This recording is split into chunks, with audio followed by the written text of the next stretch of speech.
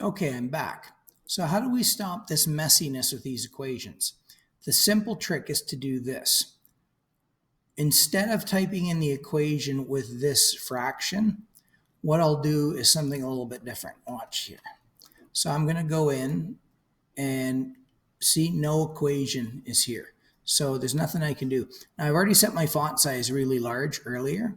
So I'll go to insert equation, and sure enough, the equation is now bigger. So step one, when I go in here and I attempt to insert an equation, the equation comes out really small.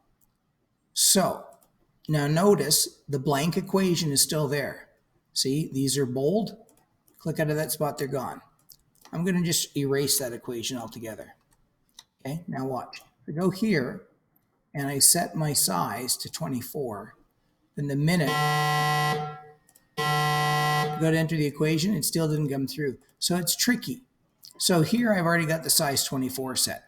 Now we saw that if I try to enter a fraction like this, so I go R equals King, please contact the main office. Tara King, the main office, please. Q over T, then I can't write another equal sign after.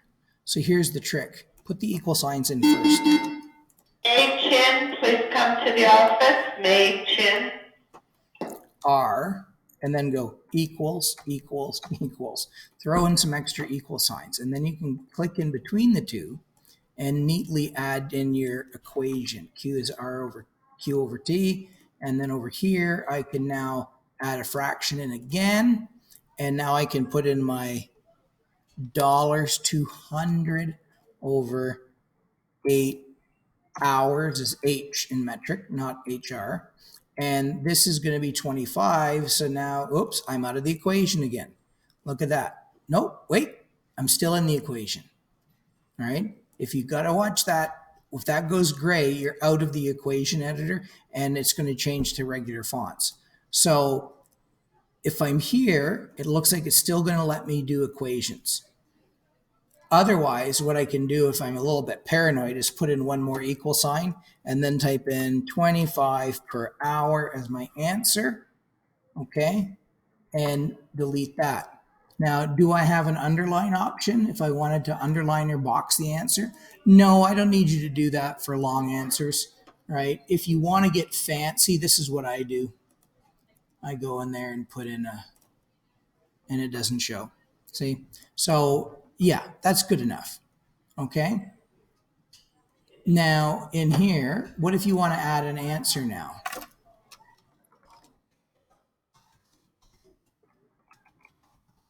You don't need to. You've given me the answer. So what's going to happen here is when you go to type in the answer, it's going to be in this large font, so you can change it down. And let's suppose you have a lot to tell me. So you start going, and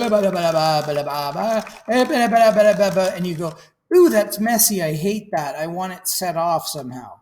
Then you can do that. Enter, do this. But this is what I'm doing all the time.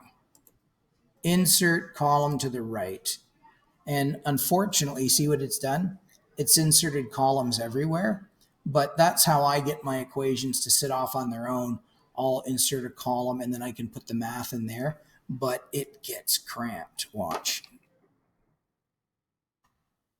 See? So you don't have to worry about being fancy with entering these formulas. So we can do one more example together in terms of what you would type in here. A bathtub is filled with 20 gallons of water in 2 minutes. What is the flow rate? Okay, so insert equation. Flow rate is I equals, I'm not going to fall for that trick this time, equals, and then I go back and I pick out a fraction and I write Q, and then down arrow, nope, that didn't work. Q over T in here, T equals, and then I pick my fraction again, 20 gal. I click in that spot in 2 minutes, which is 120 seconds. And then the answer will be, and I'm going to lose the timer in a second here, 20 over 120 is 1/6. That's 0.1.